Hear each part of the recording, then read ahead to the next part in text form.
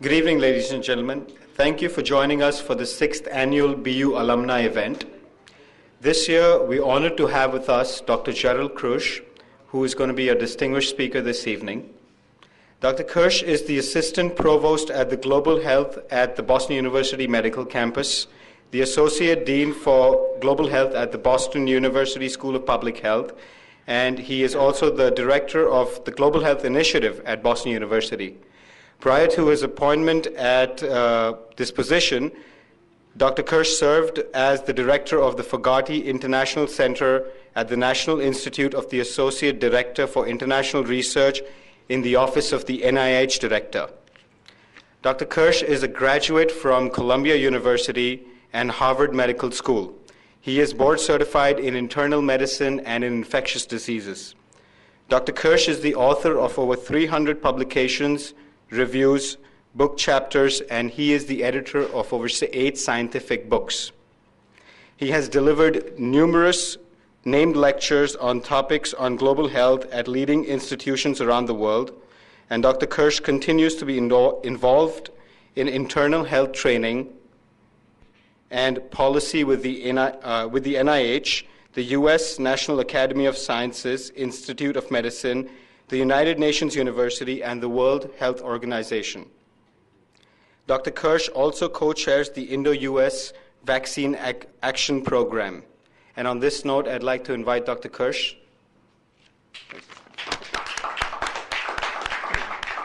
Thank you, Naresh. Well, thank you very much. It's a great pleasure and an honor, in fact, to be here.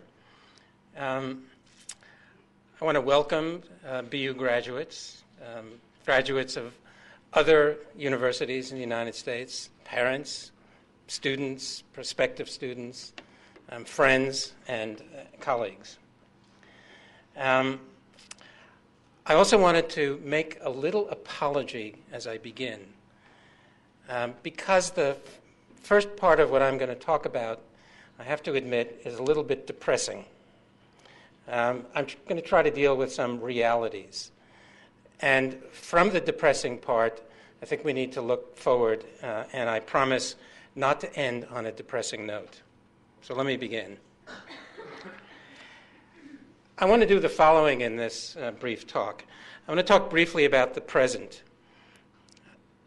I want to look back from the present to the recent past. And then I want to move ahead to the future.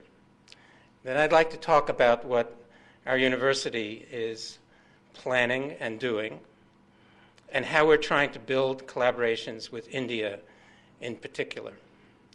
I'd be happy to answer any questions, but I warn you, the fewer questions, the quicker we can go to the reception. So maybe hold your questions until we can.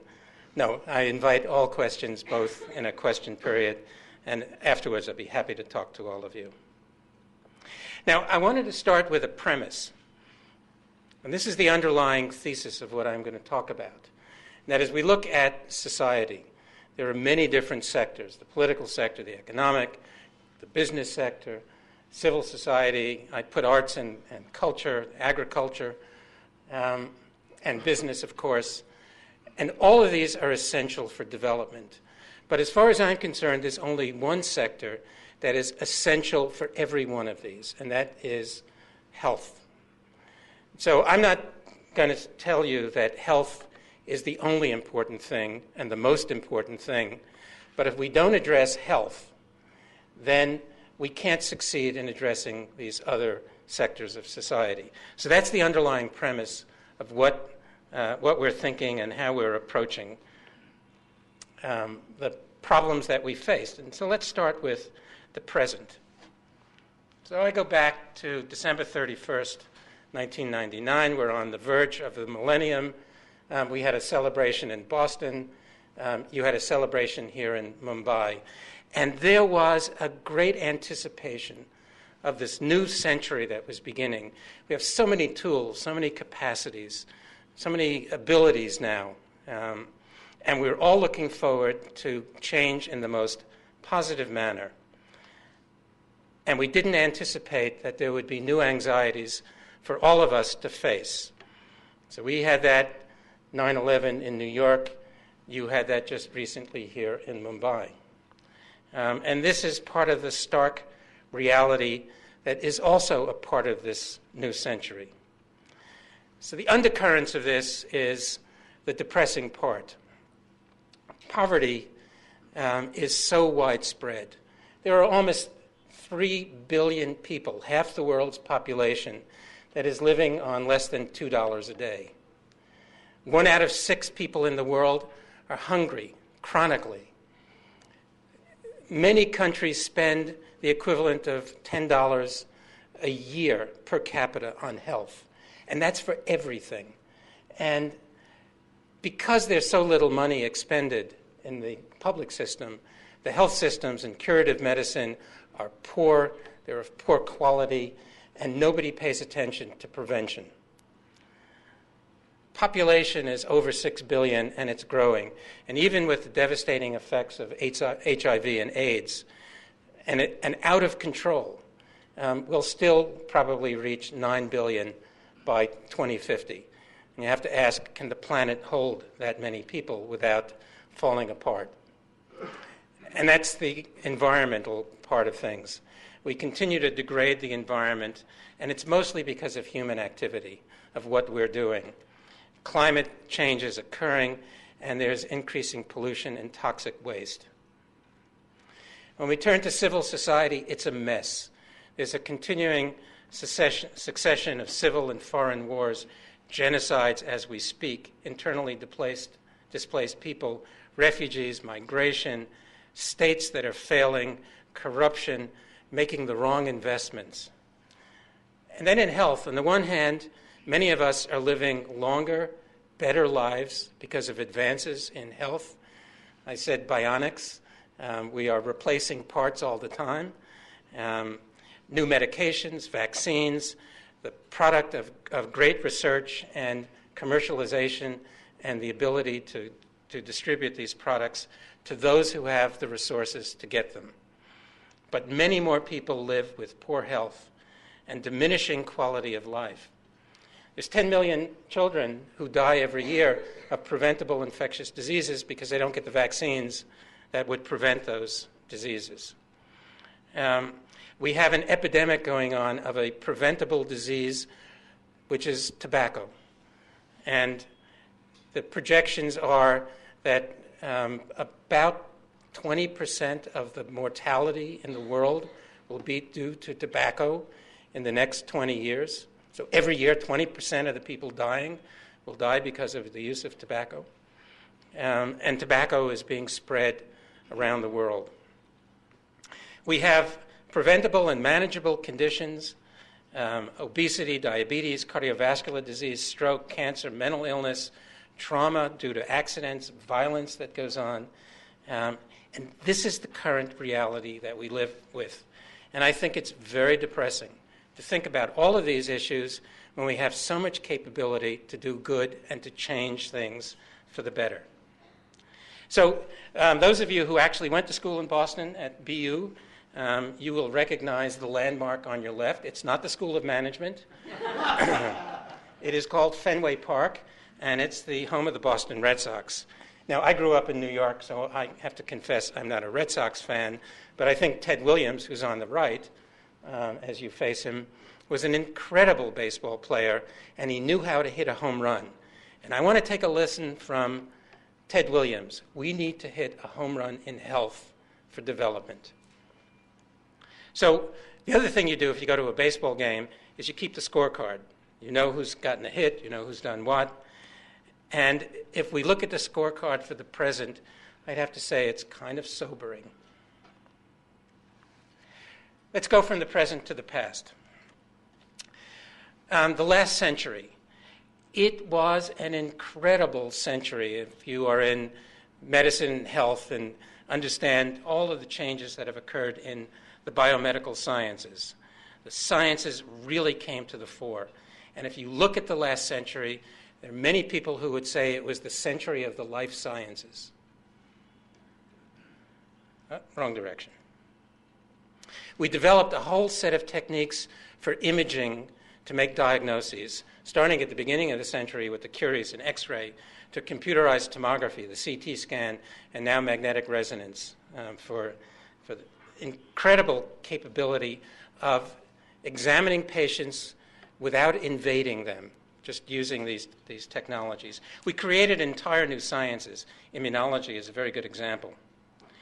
We've learned about biology. We've taken it from the organism to the cell and now to the molecular level.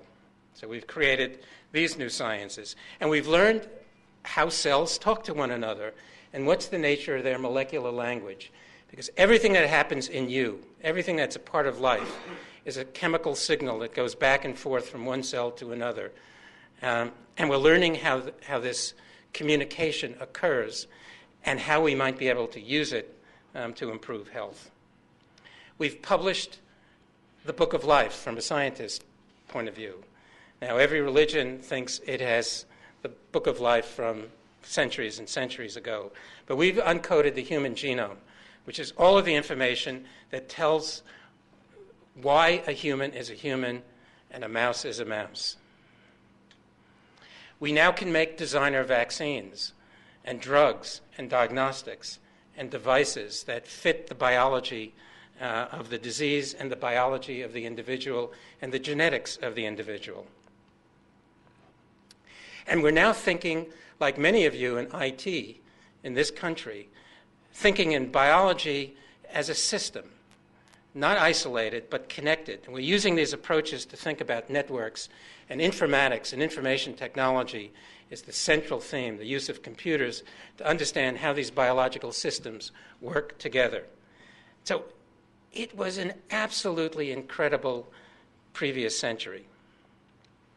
And at the same time, it was a century of great disappointments. And why do I say that? Because there are increasing disparities in health between rich and poor. There's increasing disparities in the investments in research for diseases that affect the poor versus the diseases that affect the rich. We fail to use available technology or drugs or methods or strategies. We've learned that knowledge alone doesn't solve problems. Knowledge is essential, but it has to be applied. Otherwise, it sits on a shelf. There's a whole set of neglected diseases, which are diseases of tropical countries and of particular of the poor in tropical countries. And more people than ever are affected by these diseases that nobody cares about. And that's why we have the disparities in health and because we don't invest in the research. And there are more people excluded from health care due to having limited access or availability or the appropriateness of medical care, or the ability to afford it, or even in cultural systems, their willingness to accept health interventions. This tells us that health is not determined by science and medicine alone. You need a politically stable environment. And when you have refugees and internally displaced people, disease runs rampant. You need to have economic growth, and you need to educate your population. You need to have fairness in the health system, and that the health system has to produce quality, and it has to deliver it. We have to deal with population growth, which outstrips resources. We don't practice prevention. We don't promote it. People don't have access to it. There are ideological effects on public health policies. My country suffers from this greatly. And there has to be a willingness of society to invest in health, and that's the public sector relating to and connecting with the private sector, as well as individual resources of people to prioritize their health and the willingness to invest in it. So we're keeping a scorecard. I said the present gets a sobering, the past gets a disappointing grade. We could have done better. If we had done better, we wouldn't have such a sobering present, I think. So let's go to the future. I think the future can be whatever we want, but it requires a few things. The first thing is to think clearly. What are the goals? The second is to set priorities and be sure that they're meaningful priorities. The third seems to be very difficult, to find the right leaders. And the fourth, having the public participate and demanding action and holding our politicians up for accountability. If we could do those things, I think we could make the future whatever it is that we want it to be. So I want to provide a couple of quotes from an eminent American statesman about the future. We are ready for any unforeseen event that may or may not occur. If we don't succeed, we run the risk of failure. The future will be better tomorrow. Now, if I were to ask in the United States, what eminent statesman do you think made those remarks, I can tell you what the answer would be in private. But it's actually attributed to Dan Quayle, who was the vice president from 1989 to 1992, and appropriately is in obscurity at the present. With vision like that, or without vision and leadership, what will the 21st century be like, the century that we're in now? There's no question that we will have more. The question is it the kind of more that we want to have? We'll have more old people and more young people. The non-productive ends of society in terms of generating economic productivity, and so dependency on the economically productive part of our society. We'll have more poor people. We'll have more hungry people. There will be more crowding. There will be more pollution. There will be more environmental degradation. There'll be more discrepancy in health and access to care. There'll be resentment, political instability, which leads to violence, social disruption, failed states, and all of that leads to terrorism. So I can draw a line between the health of populations and the terrorism that you've experienced and that we've experienced in my country. So for centuries, humans have debated what the world looks like. First they said it's flat, then they said it's not flat, and then they said it's flat, and then it's not flat, and now we know it actually is flat. And if you haven't read this book by Tom Friedman, I think you should. Neil and I were talking about it earlier, and he's going right out to buy a copy of the book because it's extremely important. Because what Friedman says is that, he's a journalist for the New York Times, and he writes clearly as a journalist, and he studies things very carefully. When he says the world is flat, he doesn't mean that it's flat in its three-dimensional space. It's flat because at the end of the 20th century, this whole set of technologies and a set of political events occurred. And he goes back to the fall of the Berlin Wall, the end of the Cold War, the rise of the Internet, the diffusion of Windows as an operating system, and you guys will come up with something a lot better.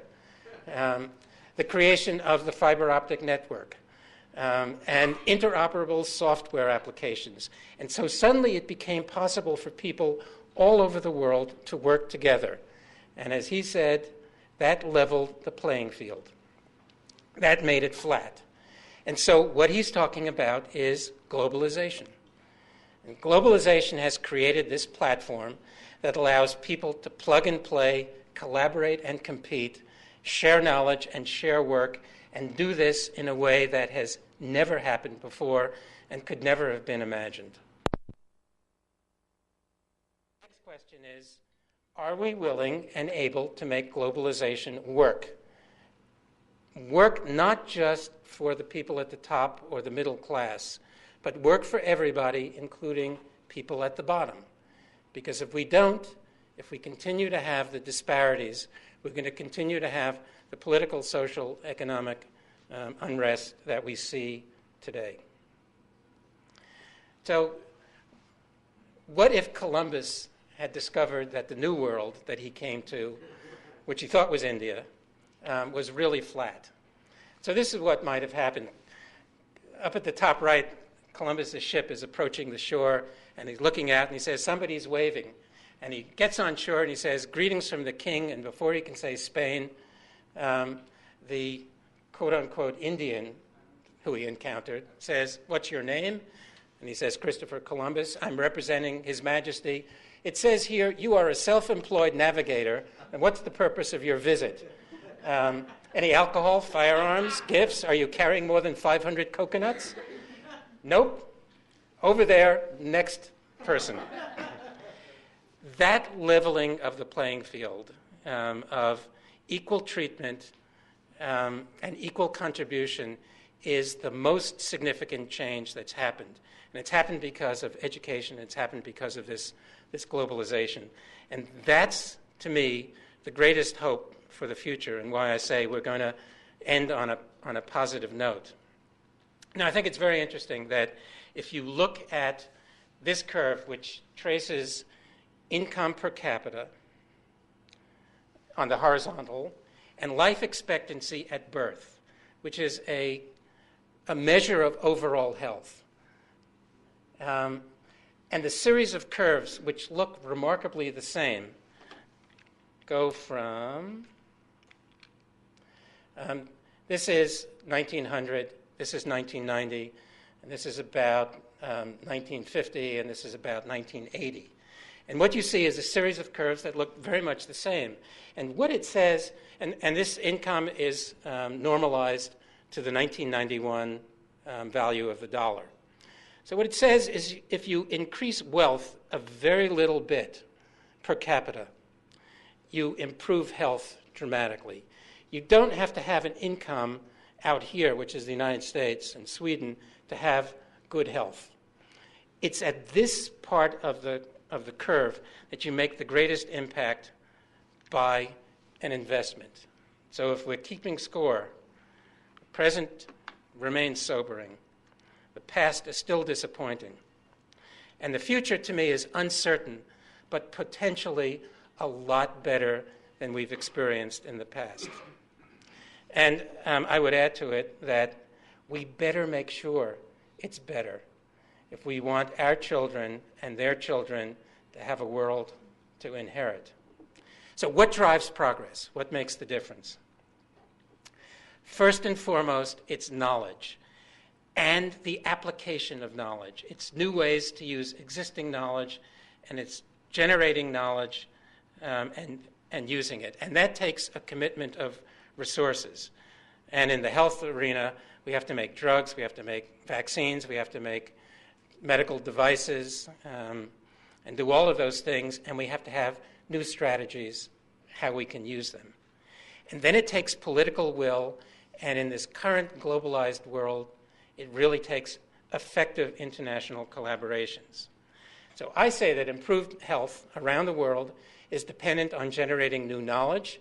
New knowledge depends on new research, the translation of that research, the development of products, and the scale-up and delivery. And this requires this incredible interaction between our academic research sector, industry, and government. And if we don't put those three things together, academia, government, and the private sector, in an effective manner, we're going to inhibit the kind of progress that we can make. So what will Boston University do? For those of you from BU, you will recognize some of these views. For Neil, I don't know that he was ever awake before midnight, and so this is your view of the university. An aerial view of Boston. And guys, we actually have two campuses. The one that you are on over here in the Charles River, and SMG over here, and the medical campus over here. You know the Charles River campus. That's for those of you who are not from Boston University, that's all of the professional schools, all of the undergraduate schools, everything but the medical school, the dental school, and the School of Public Health. So our medical campus is about a mile away from the Charles River campus. We now have a shuttle bus that goes every half an hour. It takes 20 minutes to get from one place to the other. You don't have to find parking. And it's made the communication between the two campuses remarkably improved. This is the School of Public Health, and I would say, maybe I would say we have some old things at BU, but I'd rather say we have historic things at BU, like the School of Public Health. And we have something that's absolutely new, and this is a new laboratory that's in the process of being constructed called the National Emerging Infectious Disease Laboratory, which is going to deal with emerging infectious diseases.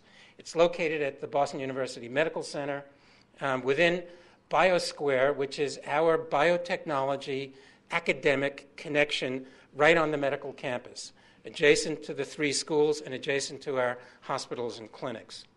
For those of you who know biotechnology, this is biosafety level 3, and level 4, which is the spacesuits and the Ebola virus and all those really scary things. It's a huge building. The building itself is going to cost $170 million. It's set back from the street and as a perimeter for security because it will have hazardous infectious agents in it. Construction started earlier this year, and occupation is going to be in 2008. And I can tell you that from the outset, that this is a federally supported laboratory. It's not from the Department of Defense. It's not for biowarfare. It's for emerging infectious diseases. And our goal is to make it an internationally collaborative venture. And we're actively looking for collaborations so that we can all deal with these threats of infectious disease.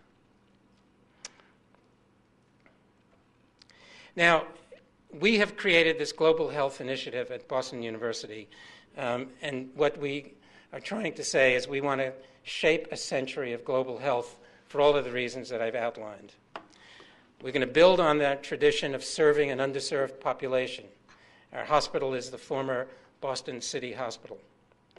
We're going to bridge the strengths that exist on the Charles River and the medical campuses in a way that has never happened before.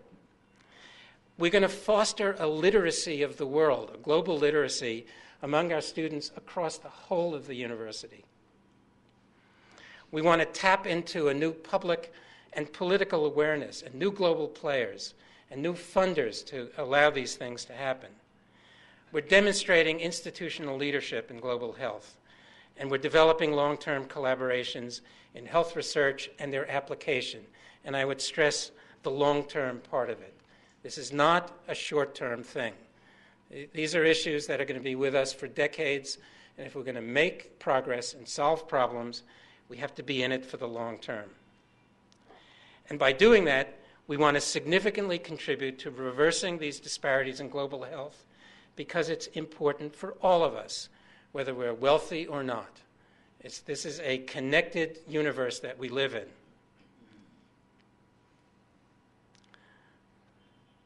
So we're trying to connect. We're trying to connect the educational mission of the university, its research, and its service and policy initiatives all together.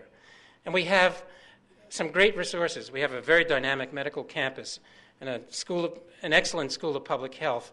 And we have a faculty at the Charles River campus that are deeply interested in the health issues once somebody went to talk to them about it. And that allows us to stimulate these new creative synergies across the whole of the university. The university, and you represent some of that, has a global network. Students, fellows, postdoctoral people we've collaborated with know the institution. And by connecting with you and such individuals, we can not only elevate the profile of the university, but also engage our international alumni in doing more things together. There are some very unique programs. There's a center that looks at the long-term future. There's a center that has invited former presidents, democratically elected former presidents of African countries who actually left office when the time came, rather than saying, I'm going to stay forever, as some of them do, to understand how a democratic transition can occur in a poor African country. We have a center that focuses on international health and its connection with development. We have an elegant center for remote sensing using satellites, collecting information which can be used for environmental surveillance and many other health-related things. We have a center that focuses on energy and its environmental component. We have a similar one that looks at the ecology of species and the conservation biology and biodiversity. We have a center that's looking at the HCEP, which is a healthcare entrepreneurial program. We have a program that's looking at technology entrepreneurship and commercialization. And then we have our Global Health Initiative. All of these things are going on. It's allowing us now for the first time to have truly multidisciplinary research and educational programs go on with significant global collaborations.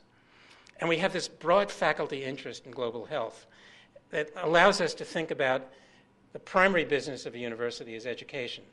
So we can educate our students to be global citizens and lead these debates that have to go on in every country in the world if we're going to make progress and change policy. And then we have this National Emerging Infectious Disease Laboratory, which is truly going to transform research in these major infectious diseases. Now, for you SMG grads, this is an interesting evolution of what's going on at the university in the School of Management. And it's an institute for technology, entrepreneurship, and commercialization, which is being developed as a center for a whole suite of research and educational programs, where the essential nature of it is to catalyze and accelerate global technology transfer, focusing on the life sciences because of our strengths in the life science and the centrality of health as an issue, and collaborations across the whole of the university. So as the ITech phrases it, it's an initiative to give impetus to invention, to enhance education and research possibilities at BU, and to bring science to life, which is commercialization, product development, and distribution for the benefit of people throughout the world. It's a very ambitious program. It connects with our Global Health Initiative, and this allows us to catalyze these three strengths that we have in our scientific research, in a program on entrepreneurship education, and in technology transfer, commercialization, and methods and practices. So you can say this is a new BU approach to health and development.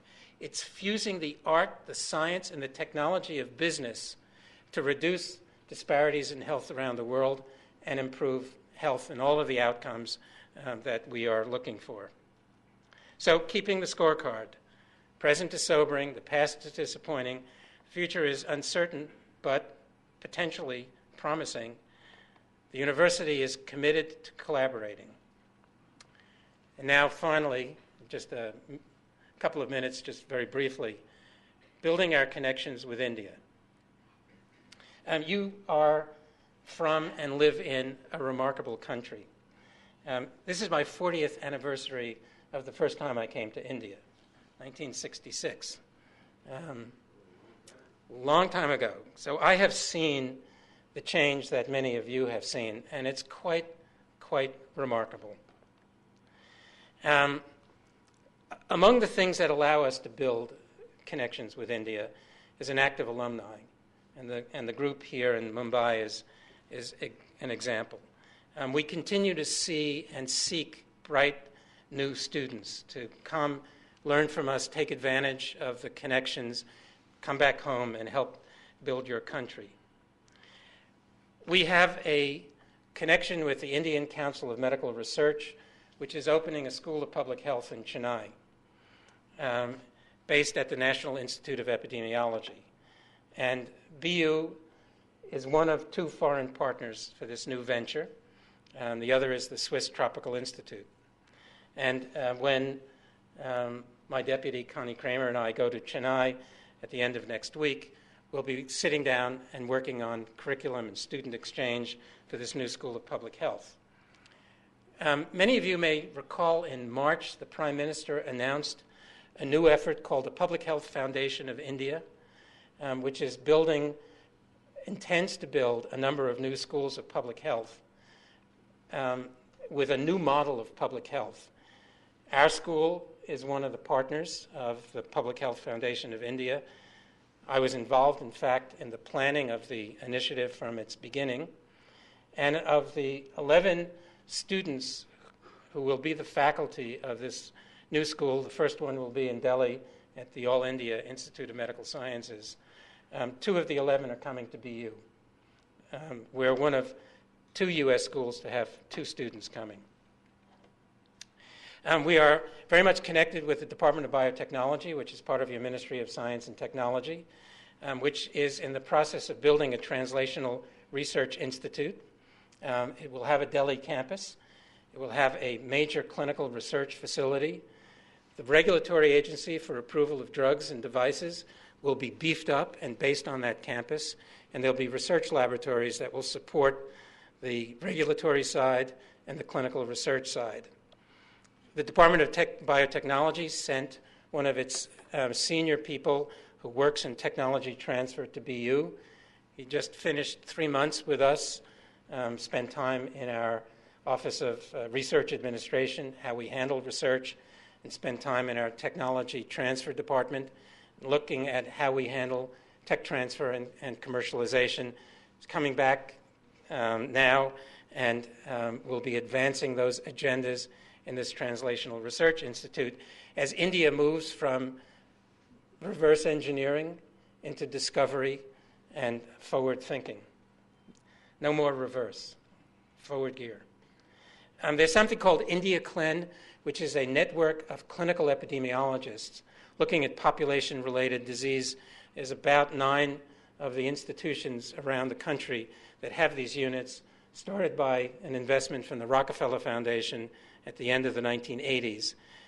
We have a direct collaboration with India Clen, and as part of that, there's an international program evaluation network that's been built at AIIMS in Delhi, and BU School of Public Health is the external partner. The Dental Council of India has a program with our dental school involving postgraduate training at 10 of the dental schools in the country. We're looking at engaging with the private sector and the pharmaceutical and the biotech industry. We have strengths in research, we have interests in public health, and there are lots of opportunities for connection as well as academic alliances. So we're going from the academic side to the private sector side to the government side, and would like to make those linkages. And as part of that, we're looking at student and faculty exchange to make all of that work.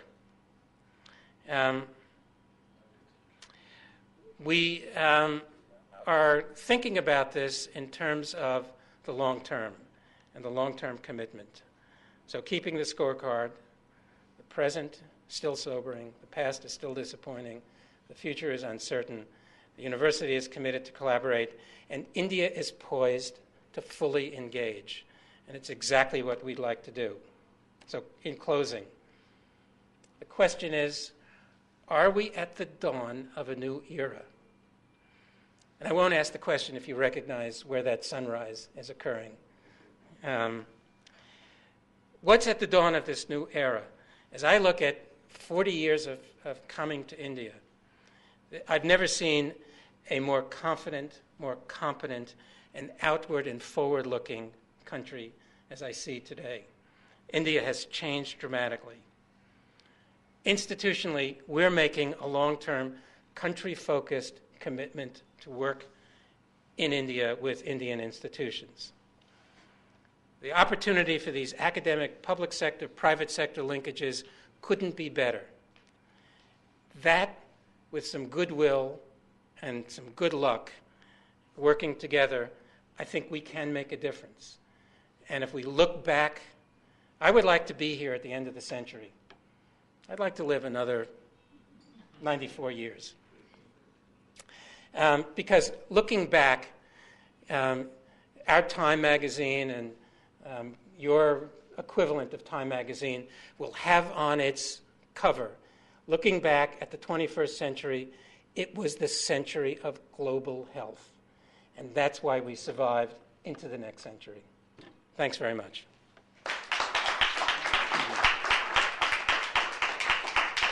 So I'm happy to answer a question or two or talk to anybody in the back of the room.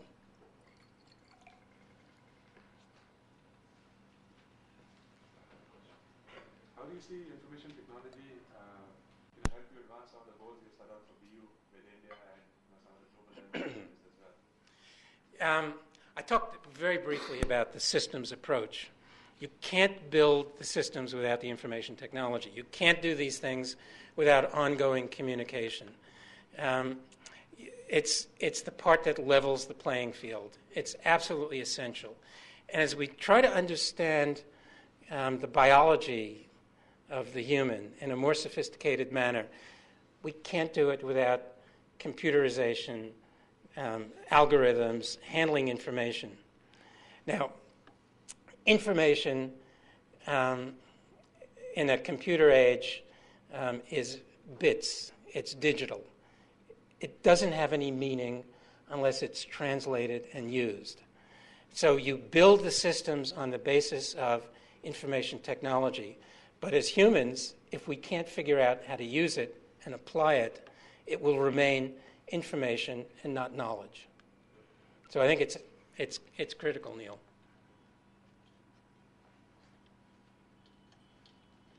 Yes? You just mentioned about connection with India and that research development. Where do you want to focus on your research? Again, on the rich or the poor, or only India or Southeast Asia? Well, in a university, like in the private sector, there's always entrepreneurial activities. And so as an institution, Boston University will have individual initiatives. They will be project-based. People will get together because they have something to share and they will do something useful. We're focusing on two areas of the world in terms of a more focused approach. One is sub-Saharan Africa because of the huge burden of disease and all of the implications of that burden of disease on social and political and economic stability. And so we work in West Africa, we're working in Southern Africa. The AIDS epidemic is a major force. Malaria is out of control. There are lots of problems. Chronic diseases are going on as well. And the only place I can say where we have a country focus is in India. There are connections that we have as an institution in Pakistan, in Thailand, and elsewhere. And those are project-based. What I think we are hoping to do, when I say a country focus, is a much more comprehensive way of looking at collaboration. And I've elaborated some of the things that we're doing in health and development. But across the university, there are many other initiatives that we're now linking together. We will be opportunistic in the good sense and entrepreneurial in the good sense of collaborating where it makes sense that we have something to offer and we can work on this basis of equity, of both partners producing something. You know very well that the colonial era is over. We know very well that the colonial era is over. And I think partnership is the new way of focusing. So that's why we're building on the biomedical side, because we've established these connections already, and we'll expand it to the rest of the university, which is already happening. This is a period of time when we need to integrate our disciplines. We need to put them together in a system, and not what we've done in the past, which is to separate each one from the other. So that's the goal and the plan.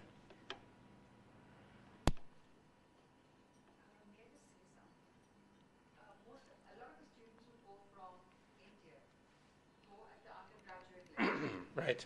And you have been speaking about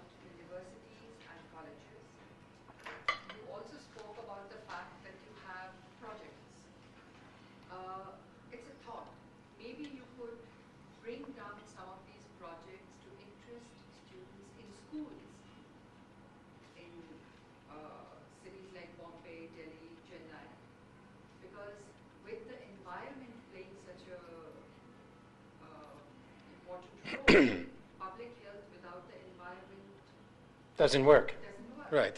So if one could get down to the grassroots level and you could introduce a couple of these projects in schools, I think it would really help. I think it's an excellent idea. We start as young as possible.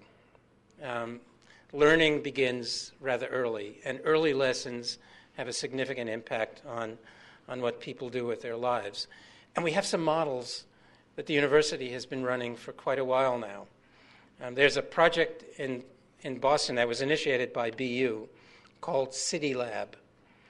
They took a bus, they converted it into a laboratory, and it's a mobile laboratory, and it goes from school to school, and in particular, kids from the disadvantaged parts of the city who have no opportunity to see what science is or put their hands on anything or even think about a career, suddenly get this incredible experience. And there's been a wonderful success rate of these students who otherwise were failing and dropping out and getting into trouble and into crime, and of going. Some of them have gone on to university and into the professions. Some of them have become laboratory technicians. Some of them have gone off to nursing school. But they suddenly had a vision of doing something more than their environment told them. It's a model that's been quite successful, and the university would be delighted, our School of Education would be delighted to sit down with the equivalent people in Mumbai or Chennai or wherever to talk about how this might be done. There is a bus like that in Mumbai. Yes. It's run by an NGO. It's called Doorstep School, where school children are going to teach beggars and rag pickers. And they have introduced computers to teach these children. And like you said, it's a great success. Yeah. No, I think it's a remarkable and essential piece. It reflects badly on our society that it's only individual initiative, a university or an NGO, and not the government that says this is what we need to do. So we need to impact on the public sector, the government, to make sure these things happen as well. Doesn't relieve our responsibilities and involvements as individual citizens. So I think that's great. The City Lab model has been copied, and we're very happy for copying. It's not a problem, by many other cities in the United States. It's spreading the message, and I think this NGO needs to do the same thing. It needs to present itself as a model, show results, and replicate it around the country. But if there's any interest in finding out more about what the university has done, I know that I'd be happy to put you in touch with people.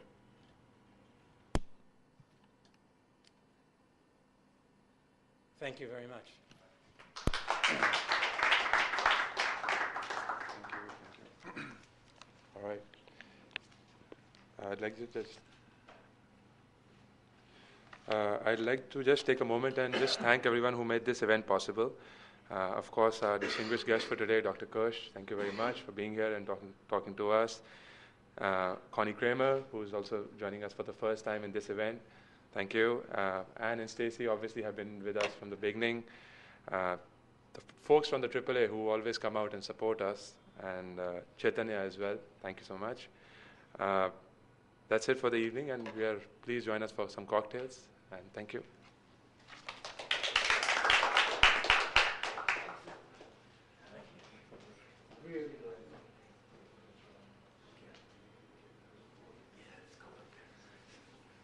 Now we're